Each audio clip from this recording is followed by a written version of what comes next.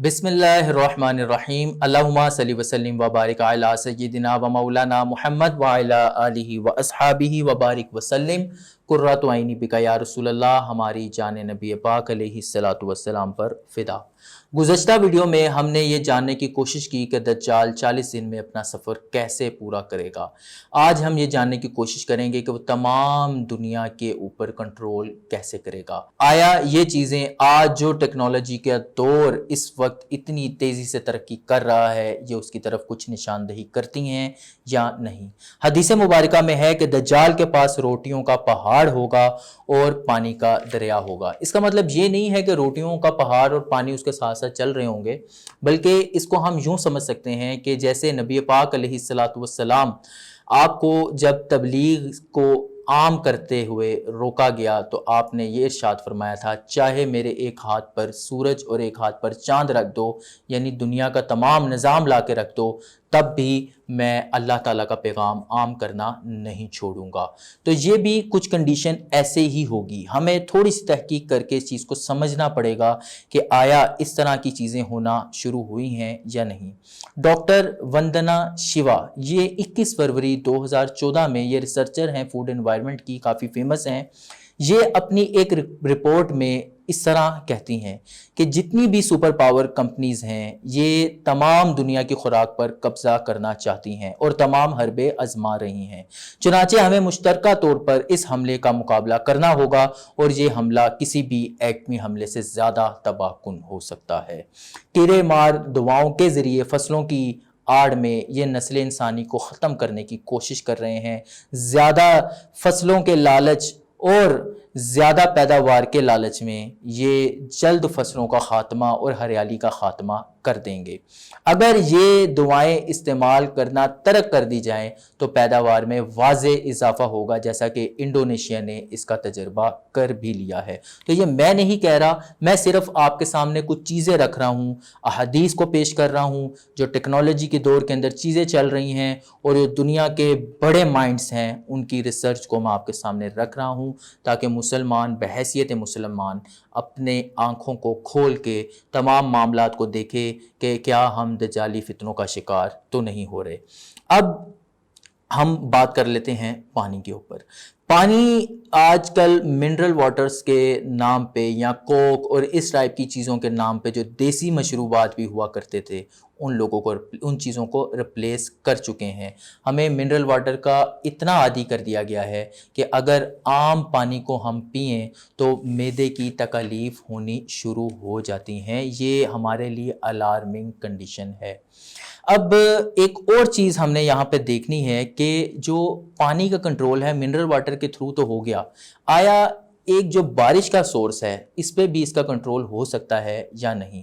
मुस्लिम शरीफ में है कि दज्जाल आसमान को कहेगा कि बारिश बरसा तो आसमान बारिश बरसा देगा। अब इसके भी दो तरीके हो सकते हैं, या तो अल्लाह ताला उसको कुव्वत अता कर देगा कि बारिश के लिए वो कहेगा और बारिश हो जाएगी, या फिर हम ये देखेंगे कि टेक्नोलॉजी के दौर के अंदर भी क्या ऐसी टेक्नोलॉजी इंसान ईजाद करने में कामयाब हुआ है जिससे मसनूई बारिश का कोई ज़रिया हो सकता हो या बारिश को कंट्रोल करने का कोई ज़रिया हो सकता हो।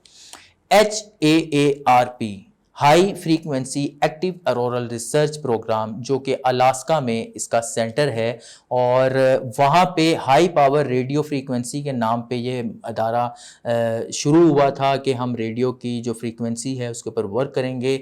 लेकिन आज ये लोग एक नई टर्म के ऊपर काम कर रहे हैं और रिसर्चर्स ये कहते हैं कि वो काफ़ी कामयाब हो गए हैं। उस टर्म का नाम है वेदर वेपन, यानी ये लोग बारिश को कंट्रोल करने में कामयाब हो गए हैं, जो कि इन लोगों का दावा है।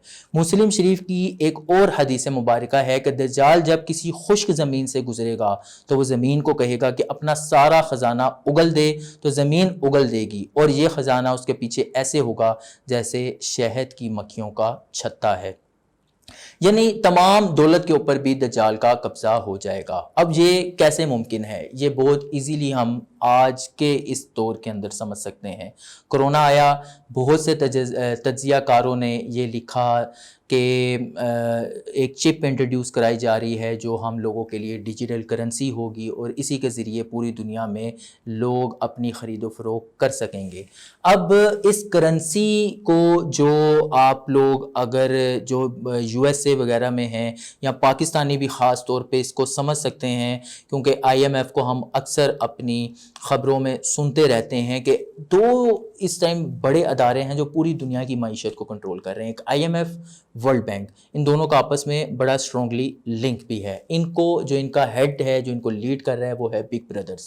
اب ان لوگوں نے اگر کسی کو بھی قرضہ دیا ہو، کسی بھی ملک کو قرضہ دیا ہو، تو اس مقروضہ ملک کو وہ اپنے دباؤ اور اس قرضے کی وجہ سے اپنے مطابق اس ملک کے اندر رول کرتے ہیں، اپنے لاز انٹروڈیوس کرواتے ہیں۔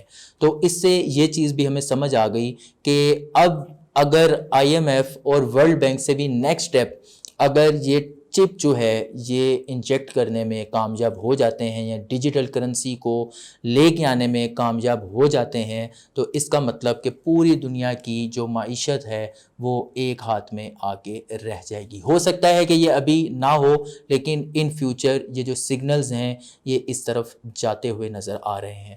اتنی ویڈیوز کے اندر یہ جو ڈیٹیل میں نے آپ کے سامنے ریسرچ آج کل کے بنتے ہوئے ماحول کے اندر رکھی ہے، وہ اس کی دو ریزنز ہیں۔ نمبر ون، میں یہ چاہتا ہوں کہ ہم جو اس وقت جتنے بھی مسلمان ہیں وہ اور ہماری آنے والی نسلیں دجال کے جو آغاز کے فتنے ہیں ان کو بھی سمجھیں، اور دجال جب خروج کرے گا اس ٹائم کیا ہوگا اس کو بھی سمجھیں، تاکہ اگر ہم اس ٹائم ہوں یا نہ ہوں، اگر ہم نے اپنی نسلوں کو یہ چیز سمجھائی آج کے دور کے مطابق اور اسلامک اویئرنیس کے ساتھ حدیث کی روشنی کے اندر، تو انشاءاللہ دجال کے خلاف جو ایک جنگ ہے، جو ایک لڑائی ہے، اس کے اندر ہمارا بھی اویئرنیس کی حد تک حصہ ہو جائے گا اور اللہ تعالیٰ انشاءاللہ ہمیں اس کا فائدہ دے گا۔ سیکنڈلی، ہم لوگوں کو پتہ ہونا چاہیے، ہم لوگوں کو ہوش کے ناخن لینے چاہیے، ہم لوگوں کو اپنی آنکھیں کان کھول کے رکھنے چاہیے کہ دنیا میں کیا ہو رہا ہے۔ ایسا نہیں کہ کوئی چیز آئی اور ہم نے آنکھیں بند کر کے کبوتر کی طرح کہہ دیا کہ ہاں بس ٹھیک ہے، اوکے اوکے اوکے، نہیں، بلکہ ہم لوگوں کو خود بھی ریسرچ کرنی چاہیے، کیونکہ علم کا جو علم ہے، علم کا جو جھنڈا ہے، وہ مسلمانوں کے ہاتھ میں تھا اور مسلمانوں کے ہاتھ میں رہنا چاہیے۔ دنیا میں اتنا بدمست مت ہو جائیے کہ ہم اپنے اصل راستے سے ہٹ جائیں۔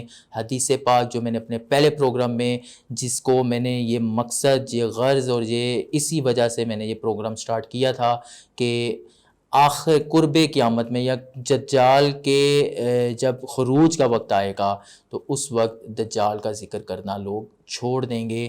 تو اب ہم لوگوں نے بڑی ڈیٹیل آج کے دور کے مطابق احادیث کی روشنی کے اندر دجال کے حوالے سے کافی کچھ جان لیا، تو اپنی نسلوں کو، اپنے بچوں کو سکھائیں، بتائیں، ان کی تربیت میں اس چیز کو شامل کریں تاکہ وہ دجالی فتنوں سے خود کو بچا کے رکھ سکیں۔ اللہ تعالیٰ آپ کا اور میرا حامی و ناصر ہو۔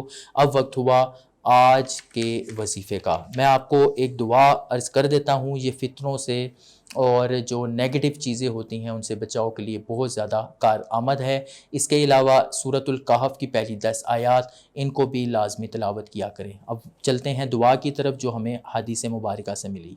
اللہم ان ھذا اقبال لیلک و ادبار نہارک و اصوات دعاتک فاغفر لی۔ لکھ لیجئے اور پڑھا کریے، انشاءاللہ اللہ تعالیٰ فتنوں سے اور بری چیزوں سے بچا کے رکھے گا۔ اللہ تعالیٰ آپ کا اور میرا حامی و ناصر ہو۔ السلام علیکم ورحمۃ اللہ۔